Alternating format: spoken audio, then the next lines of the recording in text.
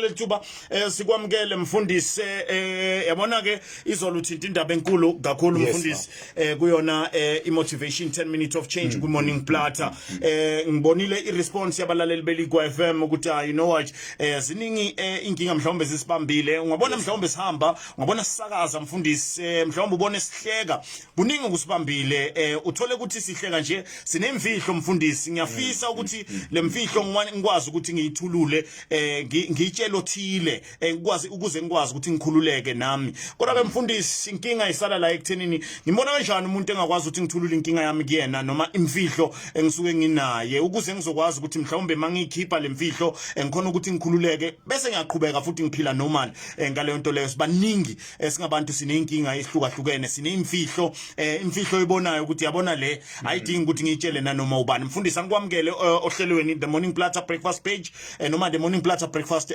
show mfundisi usukwini namhlanje kunjani mfundisi yaphila baba kunjani kona no kuhle kakhulu mfundisi kuhle baba yinhle inkosi sebabingelela abalaleli ekhaya egameni lika Jesu management yonke baba ake sithathe lento kafishane mfethu yabona mesikhuluma ngemfihlo mfethu sikhuluma ngento efana nesilonda kumuntu okay and mayifana nesilonda lento isilonda mfethu the more iphila kuwe lento noma the more lemfihlo iphila kuwe mfundisi ifana mfethu nesilonda esigubhekayo okay okusho ukuthi you know what mfethu ukuthi ngingaqala nginemfihlo encane okay kodwa the more ihlala kimi yakhula mfethu ngoba angikwazi ukuthi ngithola umuntu engizoyikhuluma kuye okay angazi noma iyazwakala ngizwa kahle kakhulu mfundisi ngizwa kahle kakhulu mfundisi imfihlo mfethu ikabili okay khona lemfihlo mfethu ngeyami mfundisi yabona namhlanje ake ngizame mfethu ngisize mhlawumbe namakholwa mfethu yabona ngikusiza namakholwa mbijana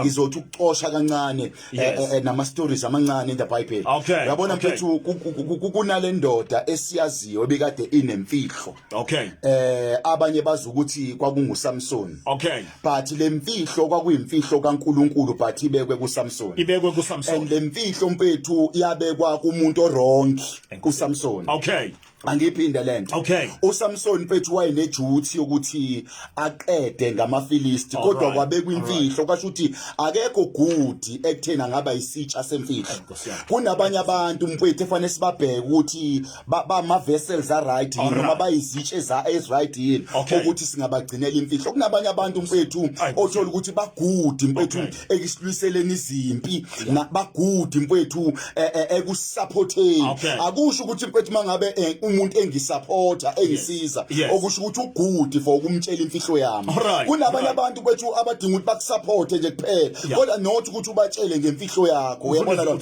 uyabona uSamson bethu wayegood bethu sustain a good supporter yokulwela bethu izimpi zefamily yakhe uyo wayeyiqhawe kubo bethu akusho ukuthi mabe sibona umuntu eyiqhawe ukuthi ugood nasemfihlo nasekuthena ngagcina izimfihlo understand so umuntu owatshelwa imfihlo bethu watshelwa ubaba wakhe mekutshela ubaba wakhe yena wayesemtshela uSamson ukuthi weSamson kunemfihlo ebekwe kuwe hayi Nkosi yami angiphinda le weSamson kunemfihlo ebekwe kuwe kwasho ukuthi uSamson yena emfihlweni ebekwe kuyona kwasho ukuthi uyophila kubantu abarong uyabona ngoba bethi imfihlo bethi into ongakwazi ukuphila na imfihlo bethi kwenza ukuthi uphahluka you know what bethi ukuthi ukungena endaweni eright siyabona lo mama lethu uHana mfowethu uHana bethi uyongena eshilo bengene eshilwana ungena bethu unemfihlo ukuthi yena abantwana akabatholi and mengabathola abantwana lana engene khona ungene endaweni erongwe ungene endaweni yabantu abanabantwana kade kuyinyumba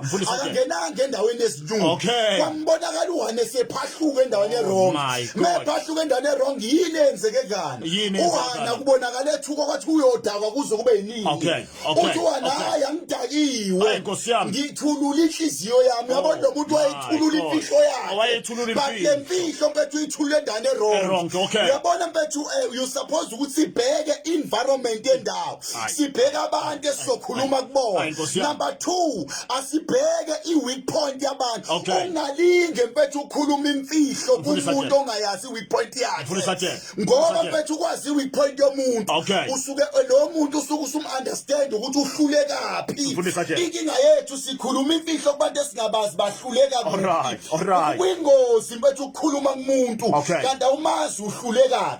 You know what bekuthi ngihlulwa amantombazana ukhamana uzongitshela ngendaba yakho yokushayeka othandweni.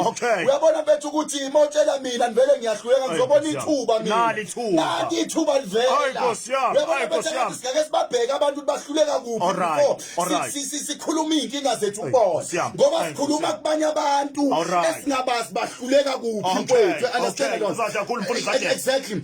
So manje into enzeka uHana mfethu uHana ukhulume endaweni mfethu kanti labantu bethu ababazi umnyumba abantu abangakaze babhekane nomnyumba engathi singake siqale sistadishe eqala impilo yabantu ukuthi bahluleka kuphi. Number 1, make sure ukuthi impilo yakho ungamtshela umngane. Mfundisi, what are you saying? Make sure ukuthi impilo yakho don't tell a friend. Number 2, don't tell a colleague. Number 3, don't tell umuntu osonta naye. Baningi bethu abantu mfethu ababulawe ukukhuluma imfihlo zabo kubantu abasonta nabo. Uyabona athi umuntu namhlanje ngikhuluma imfihlo yami ngoba ngithi umzali wami. Kanti lo muntu bethu uzongibulala mfethu. Kanti lo muntu uzokhuluma. You know what bethu ukuthi uma mina mfethu ungitshela ngumngani wakho angiyena umngani wakho kuphela. Number 2, nami nginabantu engibathembayo ufundwa nawe ungithemba. Nami ngizoxoxela umuntu engimthembayo ngempihlo mfethu. Mengixoxela umuntu engimthembayo nawe uzoxoxela amthembayo. Uyabona bethu impihlo bethu idinga trust. Ngamanye amazwi asibatshela abantu ngoba sibathemba kodwa abantu sibaqala sibabheke ukuthi badlulele. Siqale sibabheke ipoint yakhe. Siqale sibabheke bahluleka kuphi. Uyabona no ngeke mfethu uthatha isigebengu mfethu ekade mfethu sasintshontsha ekade mfethu esaziyo ukuthi sinama fraud bese uthi asogada imali.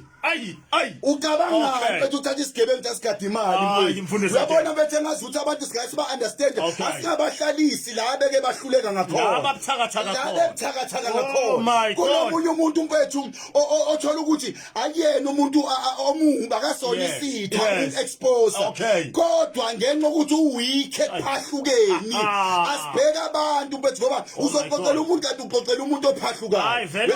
Uyaphahluka uyabona mfethu ingcono ngisize nanti ikholwa ke khaya namhlanje. Alright kungcono mfethu ukuthi empilweni yakho umbulwe imfihlo yakho uxoxela umuntu imfihlo bese ya-expose ehambe kumbula ngoba lo muntu uyoxabana noNkulunkulu. Kungcono ukumbulwa kunokumbula mfethu. Ngicela ungiphinde leyo mfundisi. Kungcono mfethu ukumbulwa kunokumbula. Sibone uNowa mfethu lithi waphuziwa yini wadakwa walala mfethu. Medakwelala lithi izwi likaNkulunkulu lithi walala kwavela amahlazo akhe.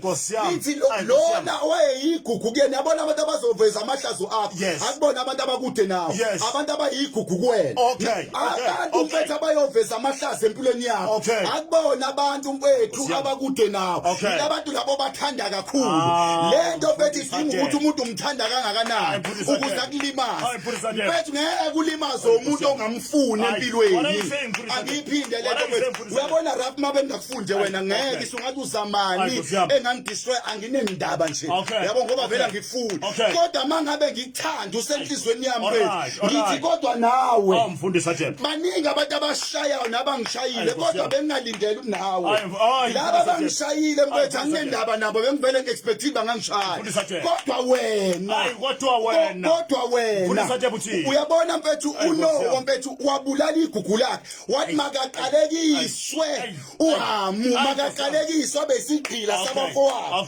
Uyabona mfethu umhlazane wambula imfihlo yomuntu ekuthele yona uyofa njenganani uyofa njengegundane mfethu uyofela mfethu ebumnandini ufele emanyaleni ufele lokaka njengegundane ngoba manje umuntu ekuthela imfihlo yakhe ukutshela ngoba ekuthanda. Number 1 akatsheni ngoba ekuthemba nje kodwa usenhlizweni yakhe uyazi nekutshela lemfihlo nawe izokusinda njengoba nathi imsindi uyathanda uyakuthemba ungalingi ukhipha imfihlo yomuntu akutshele yona ngoba uyofa kabuhlungu. Kunabantu abathakathiwe abantu baqalekisiwe